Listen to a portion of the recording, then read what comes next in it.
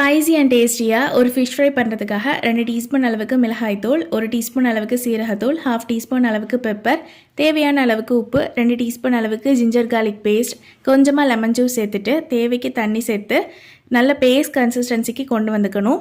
ஃபிஷ்ஷை ஆட் பண்ணி நல்லா மேரினேட் பண்ணிவிட்டு ஒரு 30 மினிட்ஸ் வந்து கண்டிப்பாக ஊற வச்சுக்கணும். நான் ஃப்ரிட்ஜில் வச்சுட்டேன்.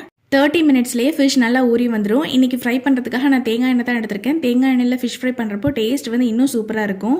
கொஞ்சமாக தேங்காய் எண்ணெய் சேர்த்துட்டு நான் ஷாலோ ஃப்ரை பண்ணி எடுத்துக்கிறேன். இதில் கார்ன்ஃப்ளவர், ரைஸ் ஃப்ளவர் எதுவுமே நான் ஆட் பண்ணல. ஸோ அதெல்லாம் ஆட் பண்ணுறதுனால ஃபிஷ் மேலே ஒரு லேயர் ஃபார்ம் ஆன மாதிரி இருக்கும்.